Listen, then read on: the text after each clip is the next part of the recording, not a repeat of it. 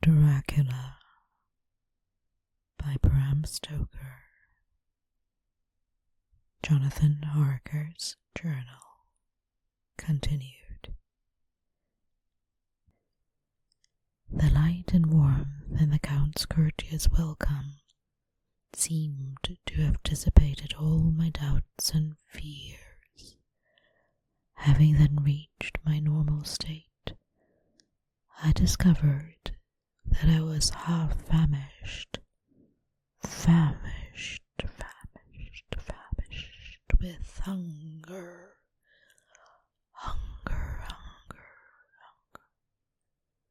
So making a hasty toilet, I went into the other room. I found supper already laid out. My host, who stood on one side of the great fireplace, leaning against the stonework, made a graceful wave of his hand to the table and said, "I pray you, be seated, and sup how you please. You will, I trust. Excuse me, you will, I trust.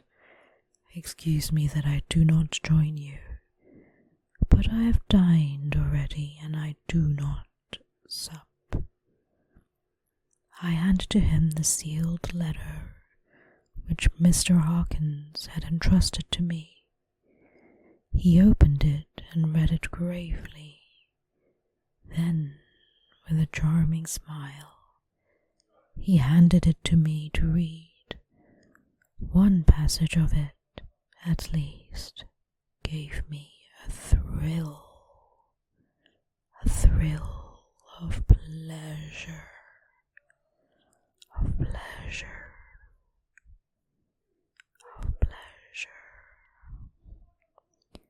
I must regret that an attack of gout, from which malady I am a constant sufferer, forbids absolutely any travelling on my part for some time to come, but am happy to say I can send a sufficient substitute, one in whom I have every possible confidence. He is a young man, full of energy and talent in his own way, and of a very faithful disposition. He is discreet and silent, and has grown into manhood in my service.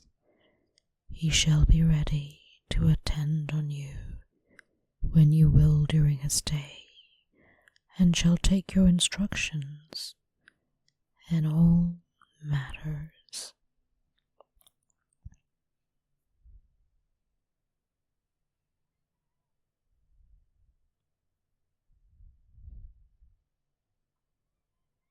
The Count himself came forward and took off the cover of a dish, and I fell to at once on an excellent roast chicken.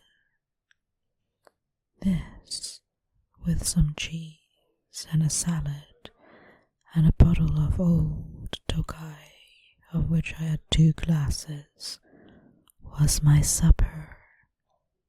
During this time I was eating it, the Count asked me many questions as to my journey, and I told him by degrees all I had experienced.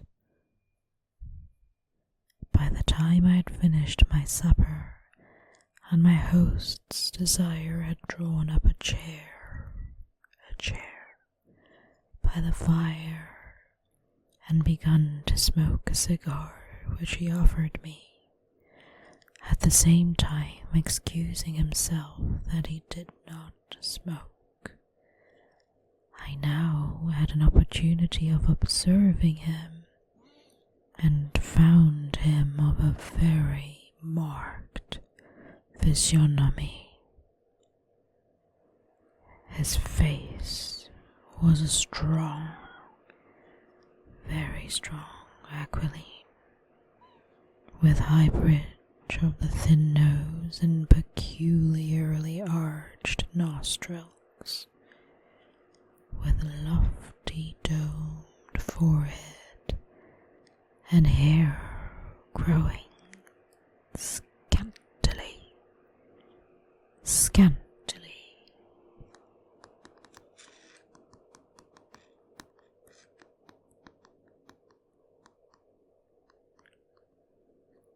Scantily round the temples, but profusely elsewhere. His eyebrows were very massive, almost meeting over the nose, with bushy hair that seemed to curl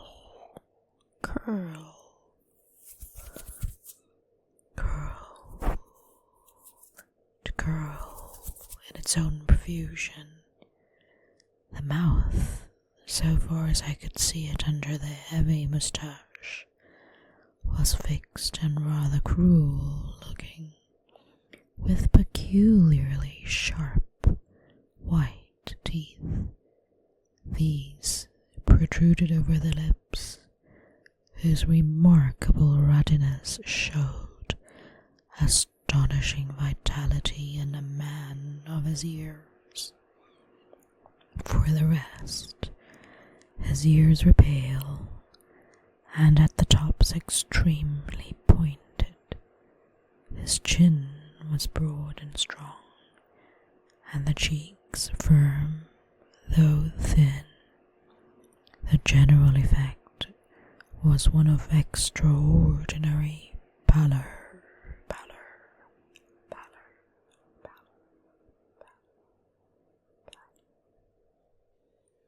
Hitherto, I had noticed the backs of his hands as they lay on his knees in the firelight, and they had seemed rather white and fine, but seeing them now close to me, I could not but notice that they were rather coarse, broad, with squat fingers. Strange to say, there were hairs in the center of the palm. The nails were long and fine, and cut to a sharp point.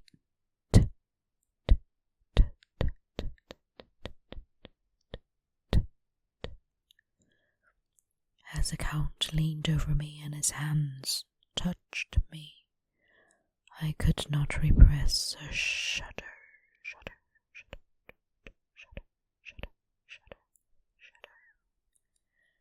It may have been that his breath was rank, but a horrible feeling of nausea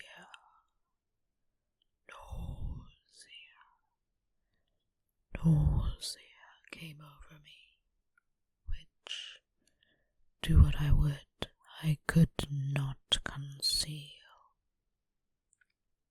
The Count, evidently noticing it, drew back, and with a grim sort of smile, which showed more than he had yet done his protuberant teeth, sat himself down again on his own side of the fireplace. We were both silent for a while, and as I looked towards the window, I saw the first dim streak of the coming dawn. There seemed a strange stillness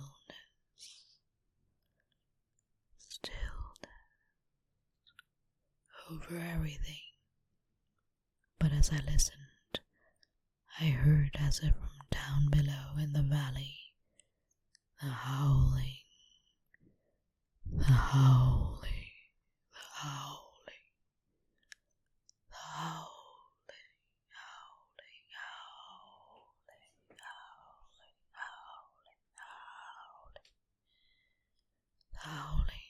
of many wolves. The Count's eyes gleamed, and he said, "Listen to them, the children of the night. What music they make! some strange expression in my face, strange to him, he added, "Ah, sir, you dwellers in the city cannot enter into the feelings of the hunter." Then he rose and said, "But you must be tired.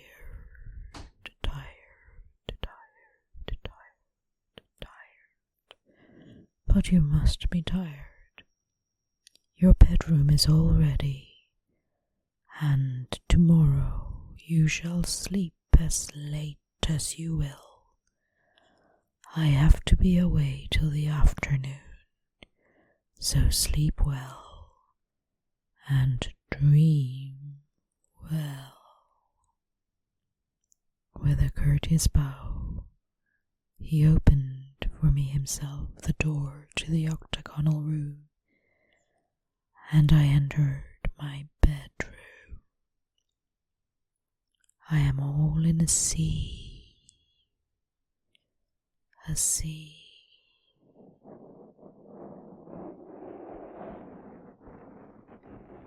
A sea, a sea, a sea of wonders, a sea of wonders. I doubt, I fear, I think strange things which I dare not confess to my own soul. God keep me, if only for the sake of those dear to me. For the sake of those dear to me.